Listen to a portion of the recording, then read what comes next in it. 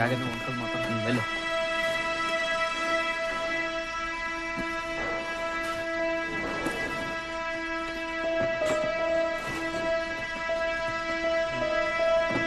అది నాకు ఇవ్వండి మేడం, చందుకి ఇచ్చి పంపుతాను.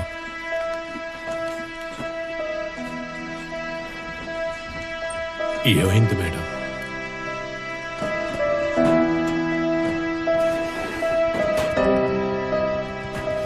ఎనిమిది నెలలు కేసు నడిచింది, ఒక్కసారి కూడా విజయ్ కోసం రాలేదు.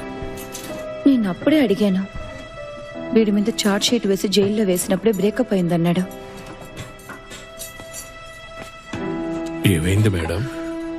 ఫస్ట్ డే క్వశ్చనింగ్కి తీసుకొచ్చినప్పుడు విజయ్కి సెల్ఫీ చూపించాం, గుర్తుందా?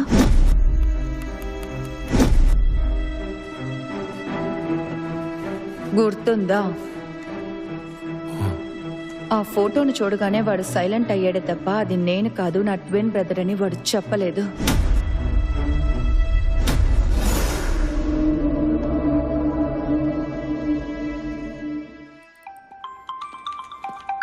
నేను ఎస్ఐ మాలతి, ఆకాష్ కేసు గురించి ఎంక్వైరీ చేశాను.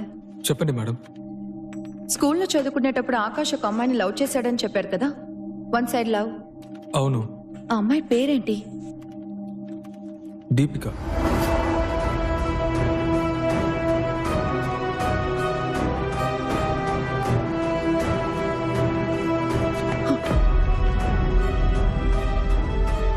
ఏదో ఒక పాయింట్ ని మిస్ చేస్తున్నాం హెడ్. కళ్ళ ముందే ఉంది కానీ ఏంటో తెలియట్లేదు.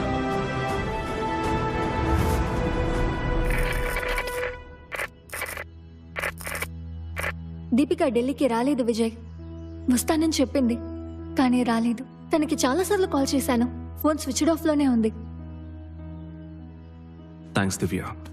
విజయ్, ఈ విషయం నీకు ఎలా చెప్పాలో తెలియట్లేదు. దీపిక ఒక అబ్బాయితో విజయవాడ స్టేషన్లో దిగి వెళ్ళిపోవడం నా ఫ్రెండ్ చూసింది. It seems like they were hugging. ఈ విషయం నీకు చెప్పకూడదని అనుకున్నాను. అదేం లేదు దివ్య, యు మిస్టేకెన్. కళ్ళతో చూశారు విజయ్. దీపిక అలాంటి అమ్మాయి కాదు. Forget her Vijay, stop torturing your self. తను మిస్ అవ్వలేదు, వెళ్ళిపోయింది. వాళ్ళ అమ్మ కూడా తనని వెతకడం మానేసింది. నువ్వొక్కడివే తన కోసం వెతుకుతున్నా. ఒక అబ్బాయితో వెళ్ళిందని చెప్పావు కదా, ఆ అబ్బాయి ఎవరు? దీపికాకి క్లాస్మేట్, స్కూల్లో, పేరు ఆకాష్.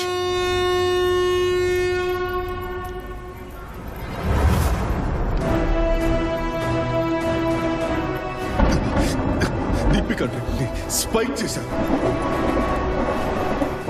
తనకి స్పృహ తప్పింది. గెస్ట్ హౌస్ కి తీసుకెళ్లి 2 రోజులు నా పెళ్ళంగా ఉంచుకున్నాను. ఆ తర్వాత చంపేశాను. డ్రగ్ ఓవర్డోస్, 10 lakhs ఇచ్చా. కేసు బయటికి రాలేదు. నువ్వు వచ్చి కాపాడతావన్న నమ్మకంతో అది వెయిట్ చేసింది.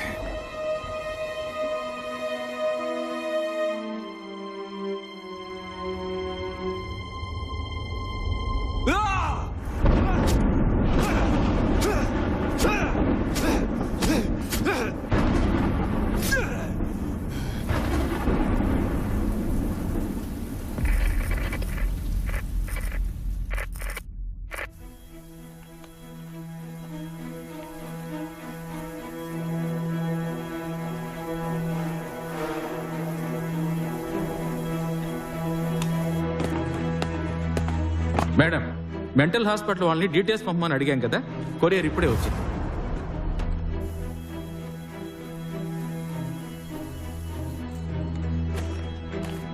అందరి రికార్డ్స్ ఉన్నాయట, వీళ్ళది మాత్రం మిస్సింగ్.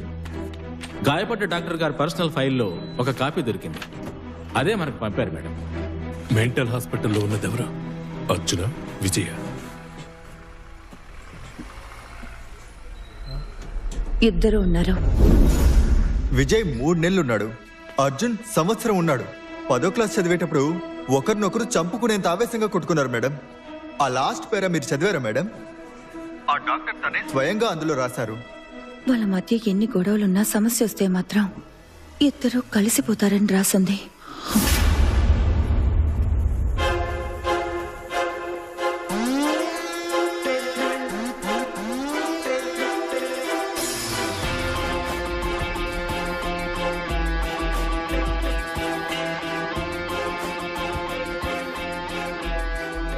ఫస్ట్ నువ్వు నన్ను ఇరికించడానికి వచ్చావు అనుకున్నాను, కానీ కాపాడడానికి వచ్చావని పోను పోను అర్థమైంది.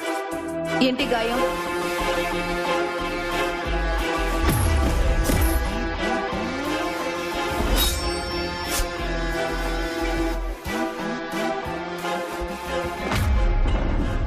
బేకల దాకా తాగి పోలీస్ జీప్ నే బైక్ తో గుద్దాడు సార్.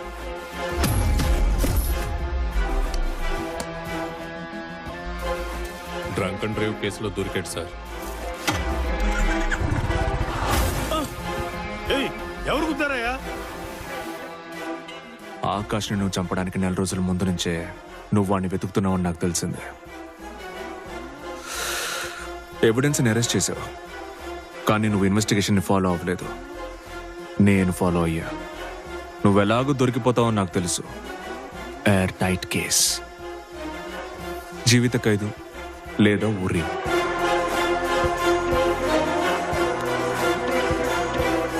చివరి వరకు తనని పొడిచింది విజయో అర్జునో తెలియదని ఆ డాక్టర్ గారు రాశారు మేడం. ఆ మెంటల్ హాస్పిటల్ డాక్టర్కి పొడిచింది నువ్వో నేనో తెలియదు, అందుకే మన ఇద్దరికి పనిష్మెంట్ ఇచ్చాడు. కానీ కోర్టులో అలా ఇవ్వలేరని నాకు తెలుసు. నేను దొరికిపోతేనే నువ్వు ఎస్కేప్ అవ్వగలవని నాకు అర్థమైంది. సరే, ఈ గేమ్ ఆడి చూద్దామని ఇందులోకి దిగాను. ఆ మెంటల్ హాస్పిటల్ రిపోర్ట్ అది ఎవరికి దొరకదు, దొరికినా ఏ యూస్ ఉండదు. It's gonna prove nothing.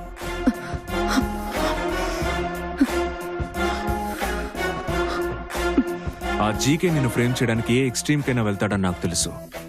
నిన్ను చంపి పాతేస్తా. ఒక ఇన్స్పెక్టర్ తలుచుకుంటే ఏమైనా చేయగలడు. వాడు పేకలో కింగ్ లాంటోడు. ఆ కింగ్ ను పడేయడానికి ఒక ట్రంప్ కార్డ్ అవసరమైంది. మాలతీని స్టడీ చేశాను. ఏం జరిగింది మేడం? స్టేషన్లోకి ఎంటర్ అయినప్పటి నుంచి నన్ను అడ్డం పెట్టుకుని గేమ్ ఆడాడు. నా కాన్సన్ట్రేషన్ విజయ్ మీదకి వెళ్లకుండా చేశాడు. తను ఆల్రెడీ 2 నిరపరాధుల్ని కాపాడిందని తెలుసుకున్నాను. కాయిన్ సరిగ్గా మూవ్ చేస్తే నీకు హెల్ప్ చేస్తుంది అనిపించింది. ఆ కాల్ టాక్సీ డ్రైవర్ నేను అరేంజ్ చేసిన విట్నెస్ అని మీకు నాకు తప్ప ఇంకెవరికీ తెలీదు, తెలియకూడదు. మాలతి ఈ కేసును వదిలిపెట్టదు, ఎలాగైనా కనిపెట్టేస్తుంది. ఈ పాటికి నిజం తెలిసిపోయి ఉంటుంది. ఏమంటున్నారు మేడం? ఎవరు గేమ్ ఆడారు? ఈ కేసుని తను మళ్ళీ ఓపెన్ చేయడం కుదరదు. నీకోసం దొంగ సాక్షిని ఏర్పాటు చేసింది. ఓపెన్ చేస్తే దొరికిపోతుంది. అంతే, ఈ కేసు క్లోజ్ అయినట్టే. చెప్పండి మేడం, అసలు నేరస్తుడెవరు? నిజం ఎప్పటికీ బయటికి రాదు.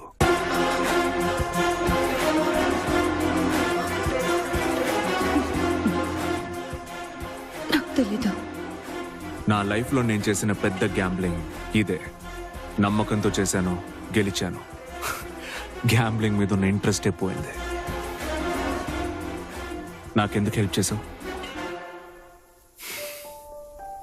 నీకు అమ్మంటే ఇష్టం లేదు, కానీ అమ్మ చివరి వరకు నిన్ను మర్చిపోలేదు. నాకొక షర్ట్ కొంటే నీకు కొనేది, నిద్రలో నిన్ను తలుచుకుంటూ ఏడ్చేది. అమ్ముండుంటే నీకు హెల్ప్ చేయమని చెప్పేది.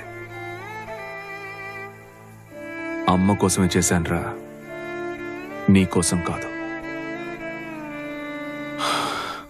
పెళ్లి చేసుకోబోతున్నాను. అమ్మాయి పేరు ఆనంది. పాత జీవితాన్ని వదిలేశాను. నీ సంగతి?